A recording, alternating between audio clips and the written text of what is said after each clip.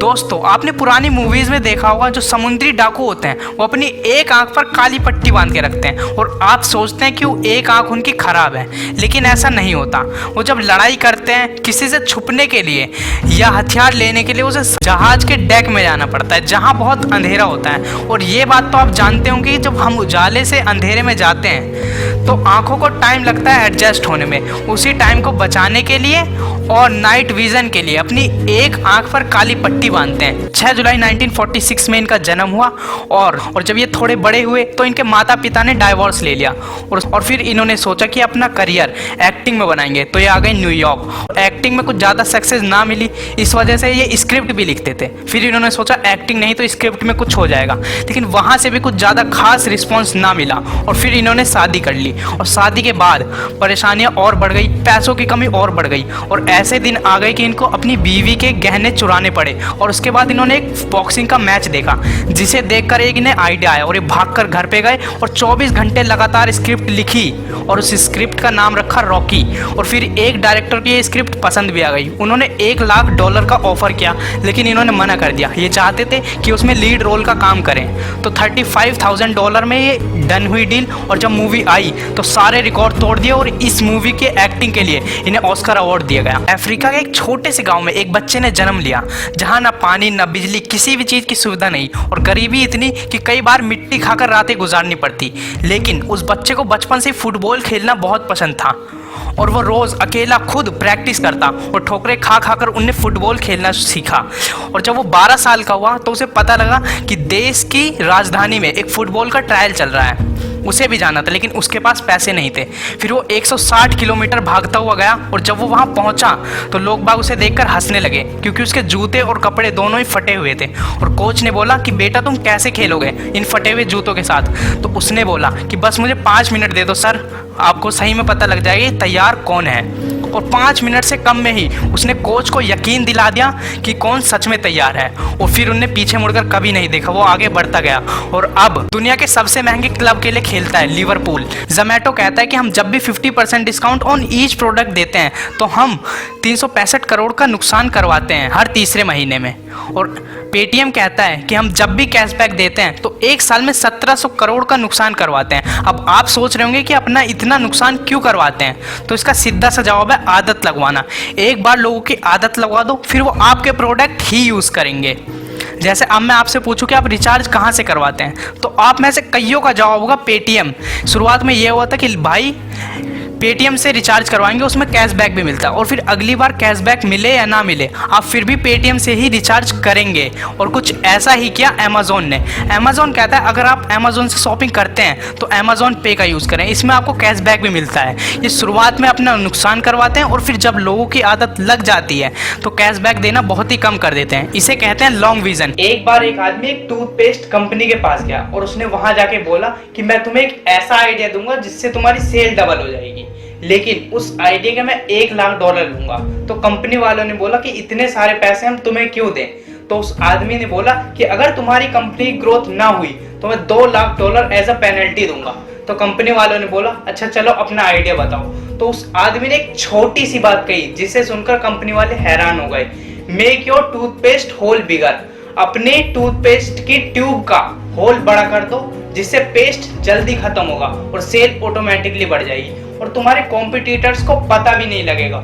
और सच में इस आइडिया के बाद उनकी कंपनी की सेल 4 टाइम्स बढ़ गई और उस टूथपेस्ट कंपनी का नाम था कोलगेट। एक बच्चा जिसका जन्म 17 नवंबर 1906 जापान के एक छोटे से गांव में हुआ और उसका नाम था सोइचिरो होंडा और उसका इंटरेस्ट बचपन से ही मैकेनिकल चीज़ों में था। और जब वो 16 साल का था तो एक कार मैन्युफैक्चरिंग कंपनी में काम करने लग गया जहां रेसिंग कार भी तैयार होती थी। और 23 नवंबर 1926 में एक कार रेस होती है जिसमें उसकी बनाई हुई कार जीत जाती है और फिर उसके मालिक खुश होकर उसे एक ब्रांच संभालने को देते हैं। लेकिन कुछ सालों बाद 1928 में वो अपनी कंपनी स्टार्ट करता है और रिंग पिस्टन बनाकर टोयोटा कंपनी को सप्लाई करता है। लेकिन उसके कुछ दिनों बाद इनका एक्सीडेंट हो जाता है, जिसकी वजह से इन्हें 3 महीने हॉस्पिटल के अंदर गुजारने पड़ते हैं। और जब ये रिकवर होकर वापस आते हैं तो वर्ल्ड वॉर 2 में इनकी फैक्ट्री जल जाती है और उसके बाद वहाँ के लोगों के पास इतना पैसा नहीं होता कि वो कार चला सकें। इस बात को ध्यान में रखते हुए ये एक इंजन बनाते हैं, उसे साइकिल में फिट कर देते हैं और बहुत सस्ती होती है और वहाँ के लोगों को बहुत पसंद आती है और वो बहुत बिकती है और ये आगे बढ़ते रहते हैं, कार बनाते हैं, बाइक बनाते हैं और इनकी कंपनी का नाम था होंडा। दोस्तों, जियो तो आजकल अधिकतर लोग यूज़ करते हैं, लेकिन ये इतनी जल्दी ग्रो कैसे हुआ चलिए जानते हैं। जब सारी कंपनियां वॉइस कॉल पर काम कर रही थी और मोबाइल डेटा बहुत महंगा कर रखा था, तब जियो ने इस बात का फ़ायदा उठाया और 2.5 लाख करोड़ लगाकर एक कंपनी स्टार्ट करी। और इतना पैसा इन सभी टेलीकॉम कंपनियों ने मिलकर नहीं लगाया था जितना उन्होंने स्टार्टिंग में लगा दिया। और उसके बाद free SIM, free calling, free mobile data देकर इन्होंने अपने कस्टमर बनाए और जियो बना वर्ल्ड की ऐसी पहली कंपनी जिसने 6 महीने तक सब कुछ फ्री दिया। जियो आने के बाद इंडिया बना वर्ल्ड की highest mobile data consuming country और जियो के आने से पहले इंडिया था 155 नंबर पर। और जब लोगो डिज़ाइन करने की बात आई तो मुकेश अंबानी ने अपना पेट्रोलियम बिजनेस से रिलेटेड लोगो बनाया जियो, जिसे हम अगर मिरर में देखेंगे तो ये ऑयल ही लगता है। जुबिन नौटियाल, इनका जन्म 14 जून 1989 देहरादून में हुआ और इन्हें बचपन से ही म्यूजिक में बहुत इंटरेस्ट था। और अपनी पढ़ाई खत्म करने के बाद ये चले गए मुंबई, वहाँ कई गुरु से मिले और अलग अलग तरह का म्यूजिक सीखा और बहुत कॉन्टैक्ट लगाने के बाद ये मिले AR रहमान से और उन्हें गा के सुनाया और उन्होंने कहा कि तुम्हारी आवाज़ अच्छी है, अलग है और डेवलप हो रही है, तुम जिससे सीख रहे थे उसी से सीखो। इस एडवाइस को इन्होंने पॉजिटिव लिया और वापस आ गए देहरादून और जिससे सीखते थे उसी से सीखना फिर शुरू किया। और सीखने के बाद ये फिर गए मुंबई गाने के लिए और बहुत ढूंढने के बाद इन्हें एक स्केच गाने को मिला और इन्होंने एक्स फैक्टर में भी पार्टिसिपेट किया था, लेकिन वहाँ जीत नहीं पाए। और एक इन्होंने स्केच गाया था मेहरबानी सॉन्ग का, वो घूमते घूमते अक्षय कुमार के पास गया और उन्होंने सुनते ही कहा कि जिसने इस स्केच को गाया है उसी से फाइनल गाना गवाएंगे। और फिर इन्हें मिला इनका पहला गाना मेहरबानी और वो गाना सुपर हिट हो गया और उसके बाद तो ये अपनी आवाज से लोगों को दीवाना करते गए और अब बहुत बड़े सिंगर बन चुके हैं। एक आदमी जिसकी कोरोना वायरस की वजह से जॉब चली जाती है और फिर वो टिकटॉक पर वीडियो बनाना शुरू करते हैं, लेकिन उनके घर वाले कहते हैं कि तुम कोई और जॉब कर लो, कहीं और जॉब ढूंढ लो। लेकिन टिकटॉक से अच्छा रिस्पांस मिलने की वजह से वो टिकटॉक पर ही वीडियो बनाते हैं और उनकी वीडियो वायरल हो जाती हैं, क्योंकि उनकी वीडियो में कोई लैंग्वेज नहीं होती जिसे हर कंट्री के लोग आसानी से कॉमेडी के तौर पे समझ सकते हैं। और अब उनके 110 मिलियन फॉलोअर टिकटॉक पर हैं और उनकी नेटवर्थ $2.7 मिलियन बताई जा रही है। दोस्तों, आज हम बात करेंगे कि पैसा कैसे सेव करें, क्योंकि लोग बाग कमाते तो बहुत हैं लेकिन जरूरतों को पूरा करने में सारा पैसा खर्च हो जाता है। तो नंबर 1, एसेट्स एंड लायबिलिटी। इसे लाइफ में अप्लाई करने से पहले हमें इसके बीच का डिफरेंस जानना होगा। तो एसेट्स वो होते हैं जो आपकी जेब में पैसा डालते हैं और लायबिलिटी वो होते हैं जो आपकी जेब से पैसा निकालते हैं। तो हमेशा एसेट्स ही खरीदें। अमीर लोग हमेशा एसेट्स इकट्ठा करते हैं और गरीब लोग या मिडिल क्लास के लोग हमेशा लायबिलिटीज इकट्ठा करते हैं। नंबर 2, अपने आप को सबसे पहले सैलरी दें।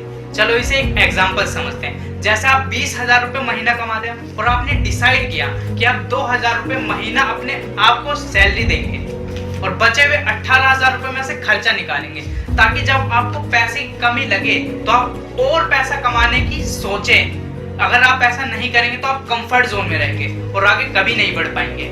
तो ऐसा ही करें। नेहा कक्कर, इनका जन्म 6 जून 1988 ऋषिकेश में हुआ और बचपन में ये अपनी फुल फैमिली के साथ दिल्ली शिफ्ट हो गई और इन्हें बचपन से म्यूजिक में बहुत इंटरेस्ट था। तो 4 साल की उम्र से ही भजन और कीर्तन गाना शुरू कर दिया और जैसे जैसे बड़ी हुई वैसे वैसे इनकी आवाज़ और मीठी होती गई। और जब ये क्लास 11th में थी तो इन्होंने एक सिंगिंग शो इंडियन आइडल के सीजन 2 में पार्टिसिपेट किया, लेकिन वहाँ पे सिलेक्ट नहीं हो पाई। और जैसे जैसे समय बीतता गया इन्होंने सिंगिंग पर काम करा और आगे चल के 2008 में इन्होंने एक सोलो एल्बम रिलीज करी जिसका नाम था नेहा द रॉक स्टार। और इस एल्बम का बहुत अच्छा रिस्पॉन्स मिला और इस एल्बम से लोग बाग इन्हें जानने लग गए। और आगे चल के 2011 में सेकंड हैंड जवानी गाया। इस गाने से नेहा की आवाज़ लोग बाग के दिलों में बस गई।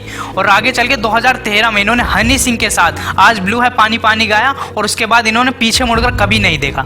जिस शो ने इन्हें रिजेक्ट किया था उसी शो की जज बनी। दोस्तों, आपने नींबू मिर्च लोगों के घरों पे और दुकानों पे टंगा देखा होगा, लेकिन क्या आप जानते हैं कि क्यों टांगते हैं? चलो छोड़ो, हम बताते हैं। अगर हम पुराने लोगों के हिसाब से देखें तो एक अलक्ष्मी नाम की देवी थी जिनके घर में आने से नेगेटिव इम्पैक्ट पड़ता था, और उनकी एक बात थी कि उन्हें तीखी और खट्टी चीज़ें पसंद थी।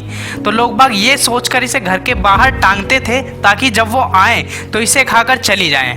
अगर हम साइंस की नज़रों से देखें तो जो कॉटन थ्रेड नींबू और मिर्च को जोड़ता है वो नींबू और मिर्च का एसिड एब्जॉर्ब कर लेता है, जिसकी स्मेल से कीड़े और मकोड़े नहीं आते हैं। दोस्तों, सैमसंग कंपनी, जिसे आप इलेक्ट्रॉनिक प्रोडक्ट मैन्युफैक्चरिंग से जानते होंगे, लेकिन ये 1938 में साउथ कोरिया में ग्रोसरीज और ड्राई फिश बेचा करते थे और इनकी दुकान का नाम था सैमसंग। और फिर इसके बाद इन्होंने धीरे धीरे अपना सामान चाइना में भी एक्सपोर्ट करना शुरू कर दिया, और फिर इसके बाद इनका बिजनेस ग्रो करने लगा।